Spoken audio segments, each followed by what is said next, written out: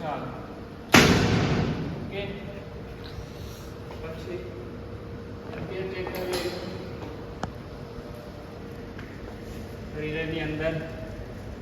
okay 3+માં 0 છે બરાબર breaker of છે બ્રેકર ઓફ છે કરીશું ધીરે ધીરે બ્રેકર રેખાઓ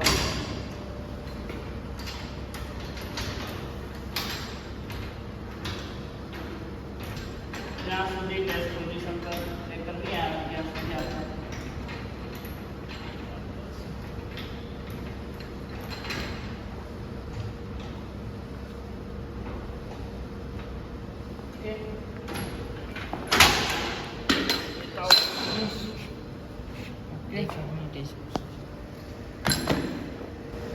બોર્ડ મારીશું આપણે 9 ક્લિયર પરમિટ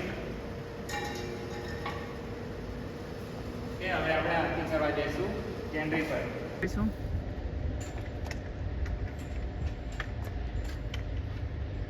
ત્રણેય ફેઝ પર ડિસ્ચાર્જ કરીશું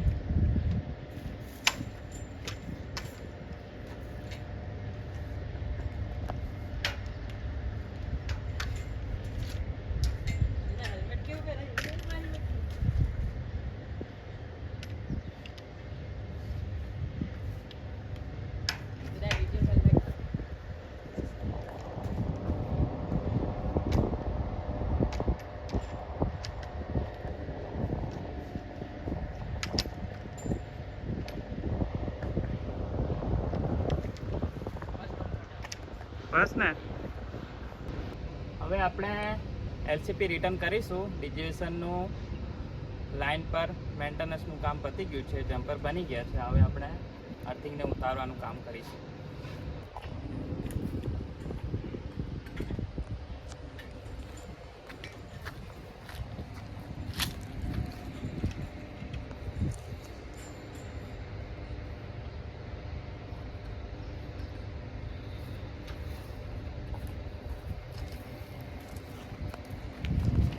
હવે આપણે એલસીપી રિટર્ન કરવાની છે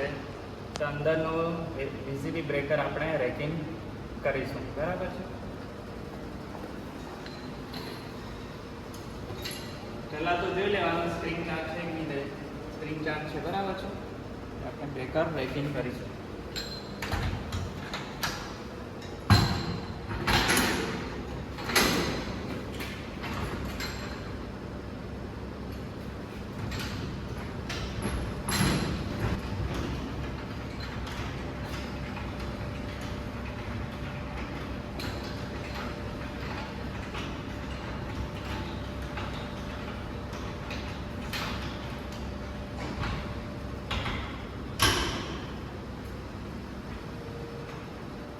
સર્વિસ પોઝિશન પર જ્યાં સુધી બ્રેકર આવે ત્યાં સુધી આપણે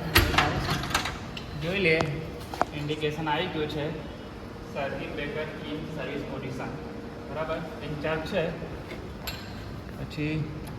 રિલે આપણી હેલ્ધી છે બરાબર છે હવે આપણે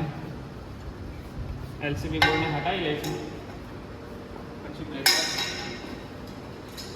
બ્રેકરને ઓન કરવાની પ્રોસેસ કરીશું એના પહેલાં આપણે ડિજિવિશનને જે લાઇન પર છે એમને ઇન્ફોર્મ કરી દઈએ કે બ્રેકર બ્રેકિંગ છે હવે આપણે ચાલુ કરવાનું પ્રોસેસ કરવાની છે બરાબર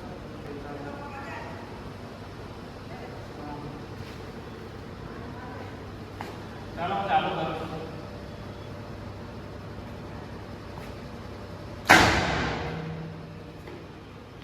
હા ચાલુ